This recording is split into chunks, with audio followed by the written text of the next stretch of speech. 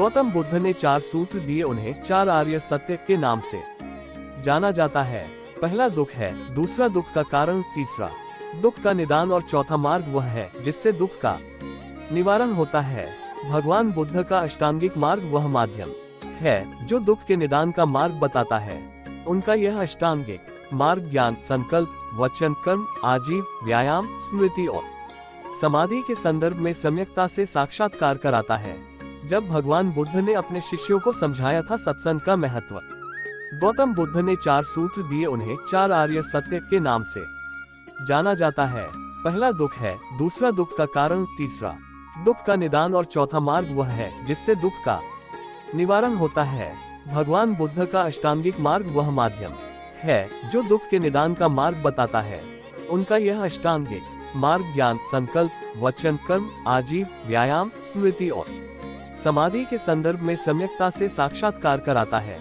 गौतम बुद्ध रोज अपने शिष्यों और भक्तों को उपदेश दिया करते थे। वे अपने उपदेशों में जीवन में सुख शांति बनाए रखने के सूत्र बताते थे, लेकिन इन उपदेशों का लाभ कुछ ही लोगों को मिल पाता था। एक दिन उनके एक शिष्य ने पूछा कि तथागत, क्या आपके सत्संग सुनने वाले सभी लोगों का कल्याण होता है? बुद्ध ने कहा कि कुछ का होता है और कुछ का नहीं होता है। शिष्य ने पूछा, लेकिन ऐसा क्यों? बुद्ध ने इस सवाल के जवाब में एक सवाल पूछा कि अगर कोई व्यक्ति तुमसे कहीं का रास्ता पूछे और तुम्हारे रास्ता बताने के बाद भी वह भटक जाए तो? शिष्य ने कहा कि मेरा काम सिर्फ उसे रास्ता बताने का था, अगर वह फिर भी भटक जाता है तो मैं क्या कर सकता हूँ? बुद्ध ने कहा कि इसी तरह मेरा काम लोगों का मार्गदर्शन करने का है। मैं सिर्फ सही गलत का भेद बता सकता हूँ। मैं जो सूत्र बताता हूँ उन्हें अपनाना है या नहीं है, ये निर्णय लोगों को ही करना होता है। जो लोग ये सूत्र अपनाते हैं उनका कल्याण हो जाता है। जो लोग इन बातों को नहीं अपनाते हैं वे हमेशा दुखी रहते हैं और भटकते रहते हैं।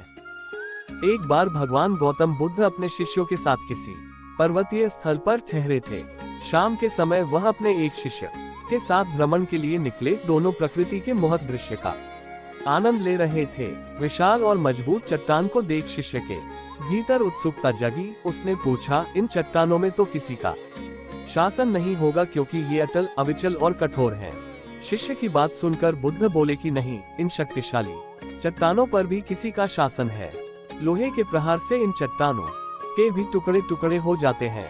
इस पर शिष्य बोला, तब तो लोहा सर्वशक्तिशाली हुआ। बुद्ध मुस्कुराए और बोले, नहीं, अग्नि अपने ताप से लोहे का रूप परिवर्तित कर सकती है।